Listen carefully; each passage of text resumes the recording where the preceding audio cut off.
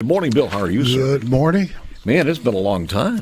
A couple years. Couple of years. It's been, but you've been rather docile lately and haven't run for anything. Is that you are officially retired? I've learned my lesson. It took you more than one, though. It took me a while. But, you went through a transformation in the state of Mississippi, moving from political party to political party, going to the Republicans, which wasn't easy. And it's not easy on a ground level basis either. We understand that because very few people do that. That's right, especially African Americans. Yeah. Yeah, African Americans are, for some reason, stuck in the Democratic Party. I've always felt that the Democratic Party takes the African American community for granted. That they don't have to do anything for you. They know you're going to come out and vote. Where the Republican Party, they ignore you because they know you're going to vote for the Democrat. That's it. So you're between a rock and a real hard place. It's a lost leader. People say that. Why don't you take some of your money and try to get some African Americans? It's a lost leader. It's a lost leader. Nobody worth their salt that you've paid a great deal of money to handle your campaign is going to say, let's take 20% of the budget and throw it away. That's right. And I've had those conversations. And sooner or later, somebody's going to come up with this idea that if I'm a minority, 40% of the state, I can control the majority, okay, by just being able to switch back and forth. Right. Okay. That's right. And nationwide as well. Exactly. Okay. I'll give an example. The Jewish community has always known that they represent about 8 to 9% of the population, and they're able to, with their money and their votes, switch back and forth and make sure Israel is taken care of. Well, that's a very, very good point. Mm-hmm. We were talking off the air, and again, it's a very difficult thing to try to put into words, but you did beautifully. When you see, take Jackson, for instance, I doubt very seriously most of those people who voted for the current mayor looked at him and said, you know what, you've done a great job. We're going to put you back in here. They looked at him as an African-American with a name, some notoriety, and as long as he's an African-American, fine. But the problem there, the juxtaposition of reality, is that they had other African Americans to choose from. Is it just like Barack Obama, just because you're in there, that's as close as I'm going to get to being in the White House? Well, and that's what I told you, that when African Americans voted for Barack Obama and Barack Obama won the presidency, they thought, okay, now I personally am in the White House. That's not true. Okay, Barack Obama was in the White House. You were still on the south side of Chicago. You were still on the south side of Jackson. Your life never changed. Is that changing? I mean, I was mentioning this the other day. You and I grew up in and we were talking about CRT. You and I grew up in a hell of a period in American history as far as civil rights. Yeah, we are the last generation to be out there, to know what it felt like to integrate schools, to be tossed together without being prepared one way or the other, whites or blacks. We weren't prepared for that. Nobody came to us and said, we got an orientation period. Here's what's going to happen to your school. No. Or I'm going to bus you from your school right here that you might like 20 miles away so we can achieve parity. Nobody gave us an orientation period, either side. Well, I was born and raised in Chicago, and the school I went to was built specifically to be integrated. And we were there like the first or second year that after school was built. And the white kids that we have stayed with for 4 years became our friends. Okay, we didn't have a lot of problems. I mean, I think there was one time there was a little fight out in front of the school, and we were lucky enough to have our Joseph Connery, who was our principal, who was a former Green Beret, came out and decided to exercise his discipline on black and whites. Yeah. And after he kicked our, a few times, we realized it was probably better for us to get along. Yeah, okay, go ahead. Than to deal with him, right? Okay, but we never had any problems. Now, interesting thing about it, I've already had 50. We just celebrated our 50th year anniversary, and when we got to the anniversary, for some reason, these same kids who were African Americans have now turned against their classmates. Where we were the best of friends 50 years ago. We played football together, basketball together. We were in a band together. Yeah. And now they look at them as if they're the enemy. And I'm like, what happened? Okay. But this is just the way. What happened? Well, it's brainwashing. Okay. We have a lot of people who have decided, like with this critical race theory, they have had a lot of people that have said that we just need an excuse to explain why certain groups do not do as well as other groups. Okay, and critical race theory is one of those things. Yeah. It's just an excuse. It's to blame someone for your life. Now, there are people to blame, but it's not you or me in school in the 70s or the 60s. What we have to understand that the blame goes on what happened in 1968 with the Great Society. Okay, in 1968, they came in and decided that we're going to break up the family. This is white and black. And men were not allowed to stay with their families.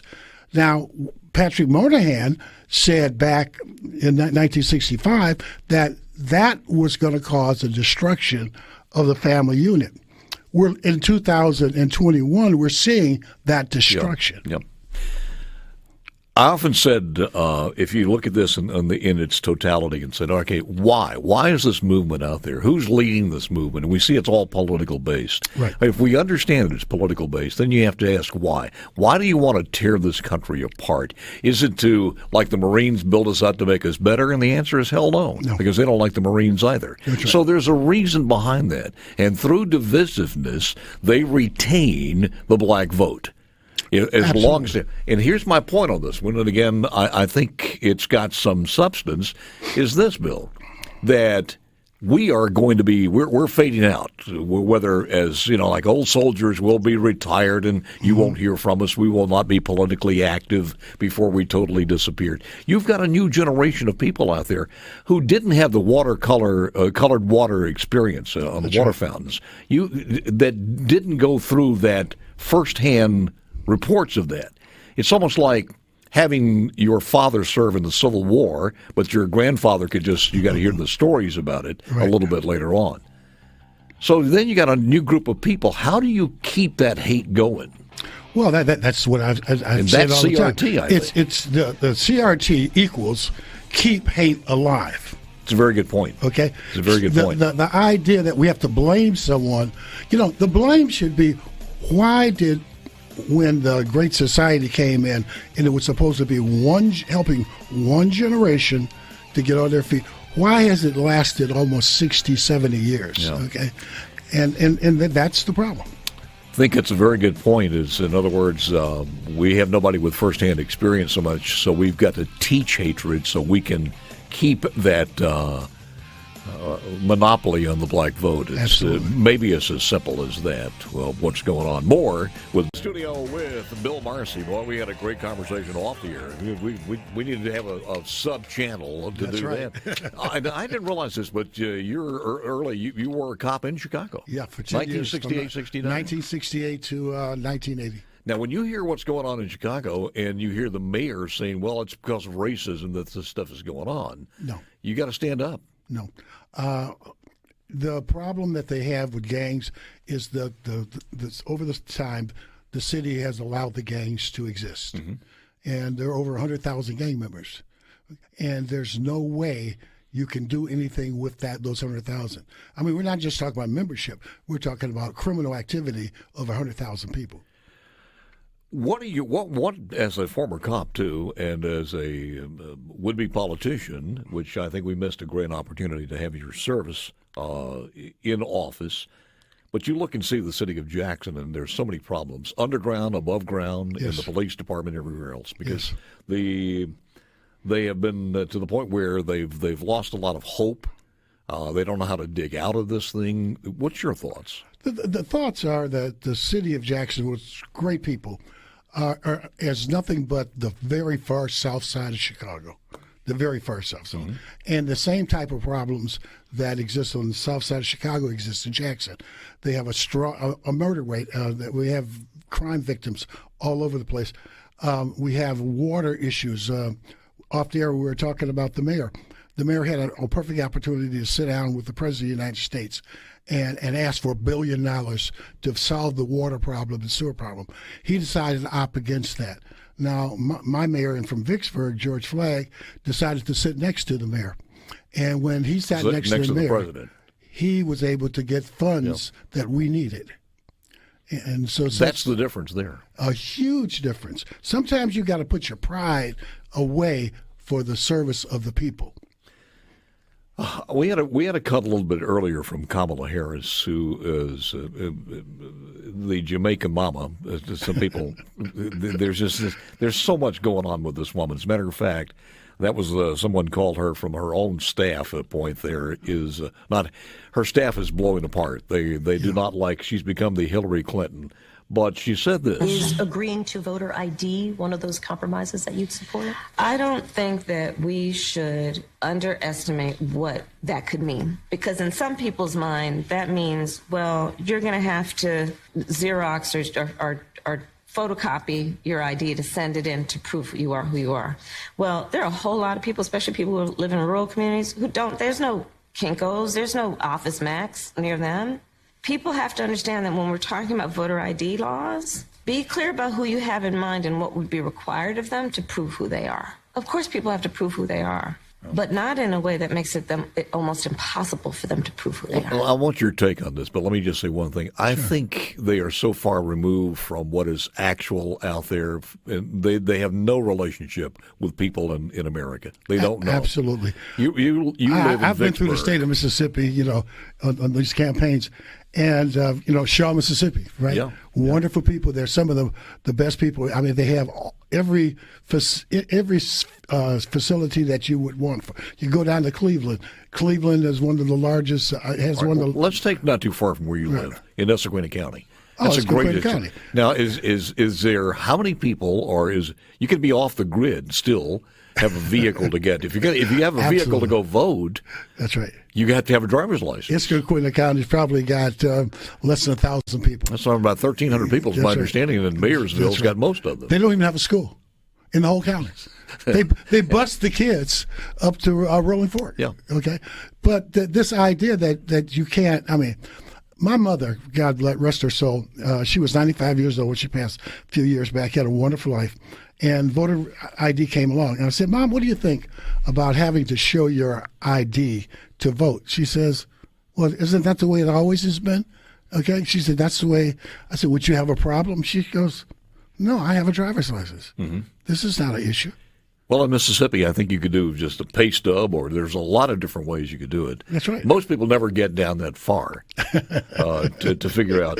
Denise D'Souza had this, and I thought this I hadn't heard some of this before. If one goes today to the Democratic-controlled inner city, and we're talking here about some 24 cities entirely dominated by the Democratic Party, there's not a Republican in sight. I argue that we will see in them now all the 5 features of the slave plantation that Kenneth Stamp outlined in his classic work, The Peculiar Institution. In a description of the plantation, Kenneth Stamp identifies 5 things that you would see on a slave plantation. Number 1, broken down, dilapidated, and unsafe housing. Number 2, broken families. Number 3, a high degree of violence required to hold the place together. Number 4, everybody gets a basic provision, but nobody gets ahead. There's no opportunity. Nobody really advances. And finally, nihilism and despair. A feeling that there's no future, that this is an intergenerational, ongoing, last. I thought that was pretty cogent to the point that it sounds a little bit like Cuba. Well, it's a lot like Cuba, but the problem that I just can't get over is that we have told our children for years that this peculiar institution called slavery was that there was a bunch of white folks living in a big house and a bunch of slaves living out in the little cabins. Well, guess what? If you know anything about Mississippi, white folks were living almost at the same level as some of the slaves. Now, there were some rich ones out of it, but 99% of white folks in Mississippi did not own slaves and lived as bad or worse than the slaves lived because this was not a well-developed community. Yeah. You look at where we are as far as CRT, and some of it's being taught in the state's schools. they say that this could backfire to the point where now, hopefully, African Americans will start trusting Republicans enough to say, look, maybe it's a good idea that we put our weight behind school choice. I don't know if it happens, probably be the last place in the state of Mississippi, but I think school choice would be a game changer for African Americans, Caucasian Americans, and everybody else. Yeah, the only problem with school choice, and I've sat there with the education contingency and asked about it, and they're more concerned about their jobs. See, this is, unfortunately, even though we have a lot of wonderful teachers, my wife's a former teacher, the problem is the teachers are being run by the teachers union. Yeah.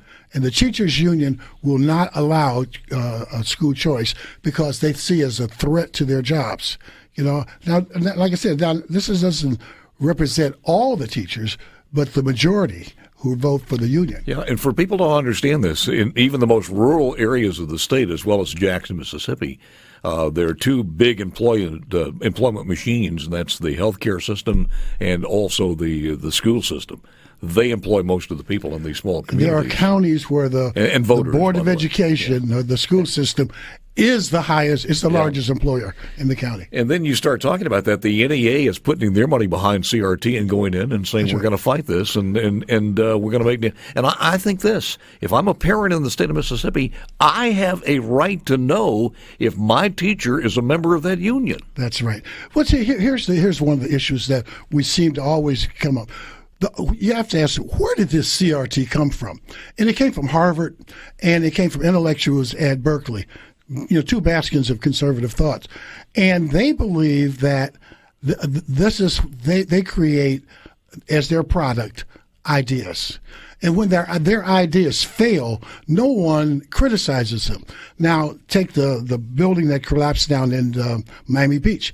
Well, that guy who designed that building and people, their careers are over with. So when your product doesn't work, then at that point in time, you should be criticized. There are consequences. That's consequences. Yeah. But in Harvard or Berkeley, there are no consequences. Very good point. We can destroy America, and nobody will say, you did it. Again, when you try to keep everything in line, when you try to scare African Americans monolithically with some of the rhetoric that the boogeyman is Republicans, it's not resonating as much with the new generation as it did before. So you got to get in there and teach hatred at as early as you can in school. But the most important thing is you have to continue to destroy the family. Okay, when I grew up with a mom and dad. And my dad was the leader of our family. My mother was a disciplinarian, but my dad was the leader. And there were things that I would not do because there were consequences at my house. When there's not a man in the house, there are no consequences. One of the great things that people don't know that they should, and specifically African-American family, the tremendous advancement of the African-American family in jobs, education, society, politics, and everything else, ownership of businesses during a period before the Great Society. Absolutely. Why and what happened? Well, from 1890, after the war, until in 1968, the Great Society came along, and at one point, 90% of black Americans who were adult age were married. Yeah, by the way, that was a better statistic than Caucasian Americans. Absolutely. I wish we had more time. You got to come back. Hey, anytime. Bill,